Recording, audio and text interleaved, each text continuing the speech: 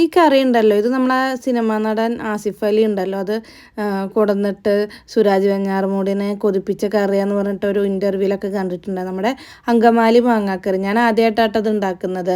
അപ്പം ഉണ്ടാക്കി നോക്കിയാൽ നമുക്ക് ഇതിനായിട്ട് കുറച്ച് ഐറ്റംസ് നമുക്ക് ആവശ്യമുള്ളൂ. അതിനായിട്ട് നമുക്ക് പച്ചമാങ്ങ വേണം, പിന്നെ കറിവേപ്പില, ഇഞ്ചി, പച്ചമുളക്, പിന്നെ സവോള ആട്ട വേണ്ടത്. ഇതിന് വലിയ കറികളും പിന്നെ പാല് വേണം, തേങ്ങാപ്പാൽ വേണം. അതായത് 1-ാം പാലും 2-ാം പാലും വേണം കേട്ടോ. കാരണം എനിക്ക് കഴിച്ചപ്പോൾ പേഴ്സണലി എന്താണെന്നുള്ള അഭിപ്രായം ഞാൻ ലാസ്റ്റ് പറയാം കേട്ടോ. കാരണം വളരെ സിമ്പിളായിട്ടൊക്കെ ഉണ്ടാക്കാം, പക്ഷേ ഞങ്ങളുടെ ഈ സൈഡിലൊന്നും ഞാനിത് കണ്ടിട്ടില്ല കേട്ടോ. അപ്പോൾ ഈ വീഡിയോ കണ്ടപ്പോഴാണ് ഇതൊന്ന് ഉണ്ടാക്കി നോക്കിയാലോ എന്ന് വിചാരിച്ചിട്ട് ഉണ്ടാക്കിയത്.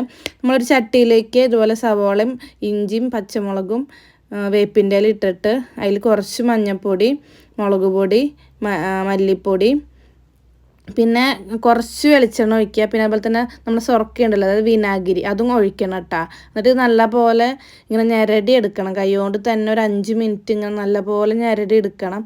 എങ്കിലേ അതിൻ്റെ ടേസ്റ്റ് കറക്റ്റ് വരുള്ളൂ കേട്ടോ. നല്ലപോലെ ഞെരടി എടുത്തിട്ട് അതിങ്ങനെ സവോളയിൽ നമുക്കിങ്ങനെ ഒരു തരം വെള്ളം വരുമല്ലോ, അതായത് ഇങ്ങനെ അതിങ്ങനെ കുറച്ച് ഉപ്പൊക്കെ ആയിട്ട് വരുമ്പോൾ അതിങ്ങനെ ഒരു സോഫ്റ്റ് ആവും. സവോള നല്ലപോലെ സോഫ്റ്റായിട്ട് വരും. ആ സമയത്ത് നമുക്കിത് നിർത്തിയെടുക്കാം. പിന്നെ ഇതുപോലെ ഞാനിതിൽ മാങ്ങ ഇടുന്നുണ്ട്. ആ വീഡിയോ എന്തായാലും വീഡിയോ ക്ലിപ്പ് മിസ്സായിട്ടുണ്ട് കേട്ടോ. അപ്പോൾ നമ്മളതിൽ മാങ്ങ ഇടണം. ഞാനിപ്പം അതെല്ലാം ഒഴിച്ച് നല്ലപോലെ മിക്സ് ചെയ്തെടുക്കണം കേട്ടോ. കാരണം എല്ലാവർക്കും ഈ കറി ഇഷ്ടപ്പെടുമോ എന്ന് ചോദിച്ചാൽ എനിക്കറിയില്ല കേട്ടോ. കാരണം ഈ അങ്കമാലി സൈഡിലൊക്കെ ഇത് ഭയങ്കര ഫേമസ് ആണെന്നൊക്കെ കേട്ടിട്ടുണ്ട്.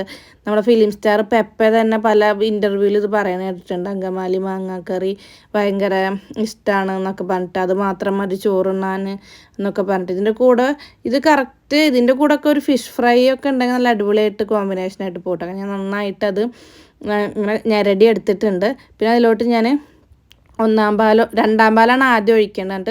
ഇതിൽ വെള്ളം ഒഴിക്കുന്നില്ല കേട്ടോ. നമ്മൾ ഈ പാല് മാത്രം ഒഴിച്ചിട്ടാണ് ഇത് വേവിച്ചെടുക്കണത്. അതുപോലെ തന്നെ പല രീതിയിലും പല ആൾക്കാർ പല രീതിയിൽ ഇത് ഉണ്ടാക്കുന്നത് കണ്ടിട്ടുണ്ടായിരുന്നു. ഞാൻ എൻ്റെ രീതിയിലാണ് കേട്ടോ ഉണ്ടാക്കിയത്. ഇത് കുറേ വീഡിയോ കണ്ടിട്ട് അതിൽ എളുപ്പമായിട്ട് ഉണ്ടാക്കുന്ന രീതിയിലാണ് ഞാൻ ഉണ്ടാക്കിയിട്ടുണ്ടായിരുന്നത്. ഇതിന് അടുപ്പത്ത് വെച്ചിട്ടൊരു 10 മിനിറ്റോളം ഇതിങ്ങനെ നല്ലപോലെ തിളപ്പിച്ചെടുക്കുന്നുണ്ട്. അതായത് മാങ്ങയൊക്കെ വെന്ത് വരണം. അതിലോട്ട് പിന്നെ നമ്മൾ 1-ാം പാൽ ഒഴിച്ചിട്ട് ജസ്റ്റ് ഒന്ന് ചൂടാക്കി എടുത്താൽ മതി. 1-ാം പാൽ ഒഴിച്ച് കഴിഞ്ഞിട്ടുണ്ടെങ്കിൽ പിന്നെ നമുക്കത് നല്ല തിളപ്പിക്കേണ്ട ആവശ്യമില്ല. ജസ്റ്റ് ഒന്ന് ചൂടായിട്ടുണ്ടെങ്കിൽ അത് എടുക്കാം. ഇപ്പം ഇത്തിരി ഇങ്ങനെ വെള്ളം പോലെ തോന്നി, പക്ഷേ ചട്ടിയിൽ ഇരുന്നിട്ട് അത് നന്നായി കുറുകി വന്നിട്ടുണ്ടായിരുന്നു. പിന്നെ നമുക്കിത് വറുത്തിടണം. അതിനായിട്ട് ഒരു പാനിലോട്ട് വെളിച്ചെണ്ണ ഒഴിച്ചിട്ടുണ്ട്. പിന്നെ നമ്മൾ കടുക് ഇടണം. കടുക് പൊട്ടിയിട്ട് അതിലോട്ട് നമ്മൾ വേപ്പിൻ്റെ ഇലയും പിന്നെ ചെറിയുള്ളി ഉണ്ടല്ലോ, ചുവന്നുള്ളി അരിഞ്ഞതും കൂടെ ഇടണം.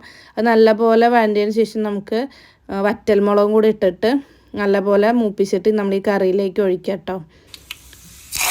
ഇതിലേക്ക് ഒഴിക്കുമ്പോൾ ശബ്ദം ഉണ്ടല്ലോ, അടിപൊളി. എനിക്ക് ഭയങ്കര ഇഷ്ടമാണ് കേട്ടോ ചെയ്യണത്. നല്ല ടേസ്റ്റ് ഉണ്ടായിരുന്നു എന്ന് ചോദിച്ചാൽ എനിക്ക് അങ്ങനെ വലിയ കാര്യത്തിൽ ഇഷ്ടപ്പെട്ടില്ല. ഇത് എൻ്റെ അഭിപ്രായമാണ് കേട്ടോ. എല്ലാവർക്കും ഈ അഭിപ്രായമാണെന്നില്ല. എനിക്ക് വലിയ ഇഷ്ടപ്പെട്ടില്ല. കാരണം പറയുന്ന അത്ര ഹൈപ്പ് ഉണ്ടോയെന്ന് അറിയാം. അത് ഞാൻ വെച്ചതിൻ്റെ കുഴപ്പമാണെന്ന് അറിയില്ല കേട്ടോ. എനിക്കങ്ങനെ ഇഷ്ടമായില്ല. കുഴപ്പമില്ല, നല്ല ഇതിൻ്റെ കൂടെ വല്ല നോൺ വെജ് ഐറ്റംസ് ഒക്കെ ഉണ്ടെങ്കിൽ നല്ല ടേസ്റ്റിൽ നമുക്ക് ഊണൊക്കെ കഴിക്കാം കേട്ടോ.